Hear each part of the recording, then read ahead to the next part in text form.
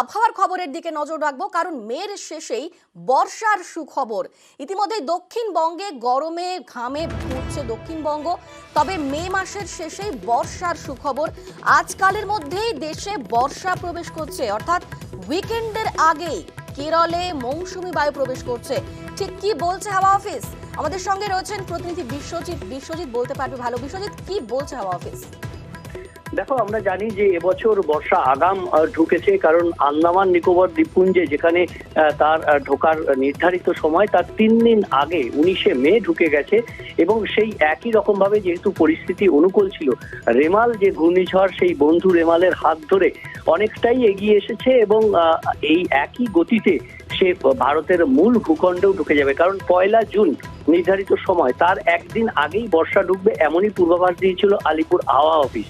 এবং সেই মতোই আবহাওয়া দপ্তরের পূর্বাভাস অনুযায়ী আজকালের মধ্যেই মৌসুমী বায়ু অনুকূল পরিস্থিতি সম্ভবত আজকেও ঢুকে পড়তে পারে কেরলে, এরকমই পরিস্থিতি রয়েছে। এবং শুধু কেরল নয়, কেরল সহ উত্তর পূর্ব বঙ্গোপসাগর হয়ে একেবারে উত্তর পূর্ব ভারতের রাজ্যগুলিতেও আগামী 2-3 দিনের মধ্যে এই মৌসুমী বায়ু বা বর্ষা ঢুকে পড়তে পারে। অর্থাৎ বর্ষার যে আগাম বার্তা, সেই আগাম গতি রেখেই এবার বর্ষা এগোচ্ছে।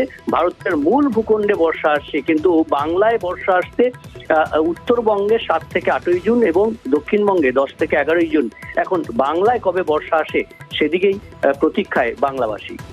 একেবারে, যদিও মৌসুম ভবনের এই খবরে আশার আলো দেখছে বাংলাবাসী থেকে শুরু করে দিল্লিবাসী। দক্ষিণে ভ্যাপসা গরম আর অস্বস্তি থাকলেও উত্তরে কিন্তু দুর্যোগ, কারণ দফায় দফায় বৃষ্টি হচ্ছে উত্তরের জেলায়। উত্তরে আজও অতি ভারী বৃষ্টির পূর্বাভাস দেওয়া হয়েছে, বজ্রবিদ্যুৎ সহ বৃষ্টির সঙ্গে ঝড়েরও পূর্বাভাস। দেখেছি আমরা জলপাইগুড়ি, আলিপুরদুয়ার, উত্তরবঙ্গের বিভিন্ন জায়গাতে কোথাও গাছ পড়ে কোথাও বিদ্যুতের তার ছিঁড়ে বিপত্তি সৃষ্টি হয়েছিল। গতকাল দিনভর দুর্ভোগ ছিল। তবে আজকে সেখানে কি পরিস্থিতি, কিরকম ওয়েদার রয়েছে? আমাদের সঙ্গে সেখান থেকে রয়েছেন, শিলিগুড়ি থেকে রয়েছেন প্রতিনিধি পার্থ, অপরদিকে জলপাইগুড়ি থেকে রয়েছেন প্রতিনিধি শান্তনু। আমরা প্রথমেই শিলিগুড়ি থেকে নজর রাখবো। শিলিগুড়ির কি অবস্থা পার্থ, বলতে পারবে পার্থ?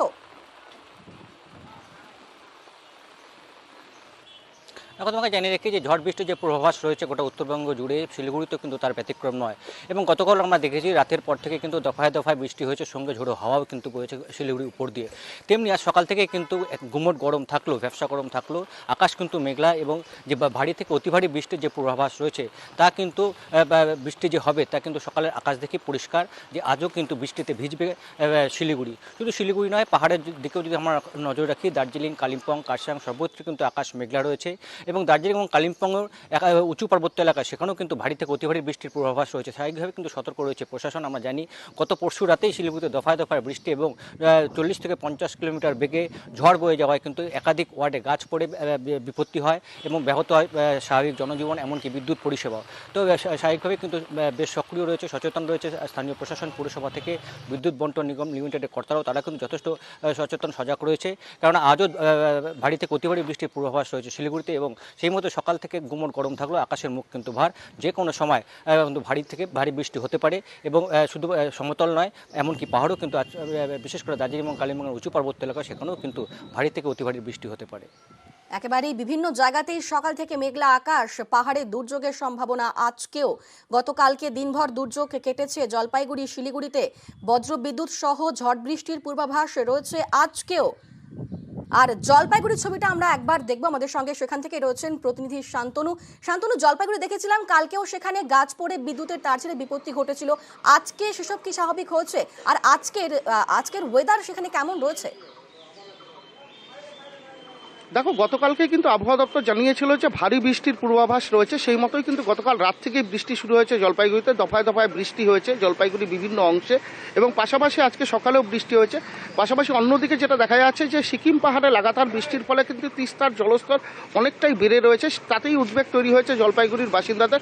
কারণ জলপাইগুড়ি জেলা 4টি ব্লকের মধ্যে দিয়ে কিন্তু প্রবাহিত হয়েছে তিস্তা নদী। সেই তিস্তা পারে বাসিন্দারা রীতিমতন উদ্বিগ্ন, কারণ বর্ষা এখনো সেই অর্থে আসেনি, কিন্তু তার আগেই একটা দুর্যোগের কালো মেঘ কিন্তু ঘনীভূত হয়েছে তিস্তার চারপাশে এবং সেই সঙ্গে আবহাওয়া দপ্তর যেটা জানাচ্ছে দিন কয়েকের মধ্যেই বর্ষা ঢুকে পড়তে পারে উত্তরবঙ্গে, অর্থাৎ উত্তরবঙ্গে 10ই জুন বর্ষা আসে। কিন্তু এক্ষেত্রে যেটা বলা হচ্ছে যে জুন মাসের প্রথম সপ্তাহের অনেকটা আগেই বর্ষা চলে আসবে। সেই কারণেই কিন্তু একটা উদ্বেগ আরও মাথাচাড়া দিয়েছে, কারণ আগামী দুদিন কিন্তু ভারী বৃষ্টিপাতের পূর্বাভাস রয়েছে। আজকে যেরকম ভারী বৃষ্টিপাত হবে বলে পূর্বাভাস দিয়েছে আবহাওয়া দপ্তর, সেই পূর্বাভাস সত্যি করে সকাল থেকে কিন্তু কয়েক দফা বৃষ্টি হয়েছে এবং আগামীতেও বৃষ্টি হবে সেরকমই কালো মুখ ভার করে রয়েছে আকাশ। সেক্ষেত্রে কিন্তু তিস্তা নদী এবং সংলগ্ন এলাকার বাসিন্দাদের মধ্যে কিন্তু একটা উদ্বেগ তৈরি হয়েছে, কারণ পাহাড়ে লাগাতার বৃষ্টির ফলে কালীঝোড়া ব্যারেজ থেকে জল ছাড়া হচ্ছে, সেই জল গজলডোবা হয়ে কিন্তু দফায় দফায় ছাড়া হচ্ছে তিস্তা নদীতে। সেক্ষেত্রে কিন্তু নদীর জলস্তর অনেকটাই বৃদ্ধি পেয়েছে, আর জলস্তর বেড়ে যাওয়ার কারণেই কিন্তু তিস্তার যে চর এলাকা রয়েছে অর্থাৎ নিচু এলাকাগুলো প্রবাহিত হওয়ার একটা সম্ভাবনা তৈরি হয়েছে। কারণ গতকালকেই আমরা লক্ষ্য করেছি যে লালটং বস্তি এবং টোটগাঁও বস্তি এলাকায় জল ঢুকে গেছে, কয়েকশো পরিবার কিন্তু জলবন্দী হয়ে পড়েছিলেন। সেচ দপ্তর যেটা জানাচ্ছে গোটা পরিস্থিতির উপর নজর রাখা হচ্ছে, কিন্তু গত বছর 4 অক্টোবর যে ঘটনা ঘটেছিল সিকিম পাহাড়ে বিপর্যয়ের ফলে, তার ফলে তিস্তা নদীর একাধিক এলাকা কিন্তু উঁচু হয়ে রয়েছে। সেই সব ক্ষেত্রে দেখা যাচ্ছে যে নদী অন্য খাতে বইছে। ময়নাগুড়ির বাকালি এলাকা একটা বিপজ্জনক পরিস্থিতি তৈরি হয়েছে। গতকালকের পরিস্থিতি পর্যালোচনার পর সেচ দপ্তর জানাচ্ছে বাকালি এলাকা দিয়ে প্রবাহিত হচ্ছে তিস্তা নদী, অর্থাৎ পাহাড়ে যদি আরও ভারী বৃষ্টি হয়, সমতলে পাল্লা দিয়ে যদি বৃষ্টি হয়, তাহলে কিন্তু তিস্তার বাকালি সহ থাকছে। এখনো পর্যন্ত সেরকমটাই আশঙ্কা রয়েছে। আমরা দেখলাম যে উত্তরবঙ্গে বৃষ্টি চলছে, গরম থাকলেও সেখানে বৃষ্টি হবে এবং আজকেও সেখানে বৃষ্টির সম্ভাবনা রয়েছে। কিন্তু দক্ষিণবঙ্গে এই ভ্যাপসা গরম, এই অস্বস্তি কবে কাটবে জানাবো ছোট্ট একটা বিরতির পর।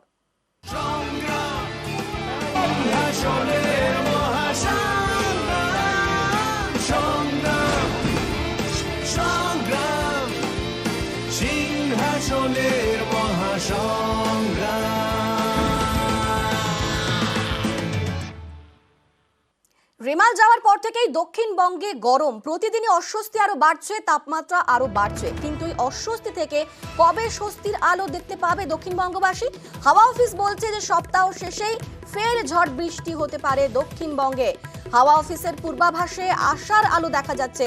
শনিবার থেকে টানা 3 থেকে 4 দিন ঝড় বৃষ্টির পূর্বাভাস রয়েছে দক্ষিণবঙ্গে।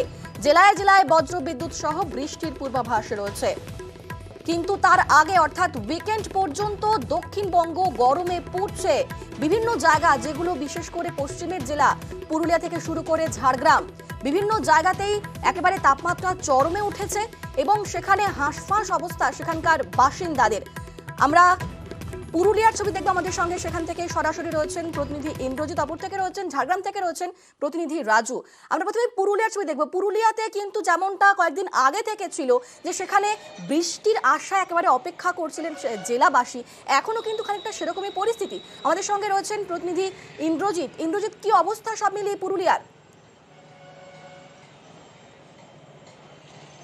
দেখো অনিন্দিতা, গত কয়েকদিনেই একেবারেই তাপমাত্রা বেড়েছে, প্রায় 5 ডিগ্রি 44 ডিগ্রি তাপমাত্রা পৌঁছেছে। ফলে স্বাভাবিকভাবেই যে তীব্র দাবদাহ বা গরম, অস্বস্তিকর গরম, সেই গরমে নাজেহাল জেলার মানুষ। এবং এই তাপমাত্রা আরও বাড়বে কিনা তা এখনই বলা সম্ভব না। একমাত্র জেলার মানুষ একটাই চাইছে যে বৃষ্টি হোক, বৃষ্টি না হলে কিন্তু সমস্যা বাড়বে।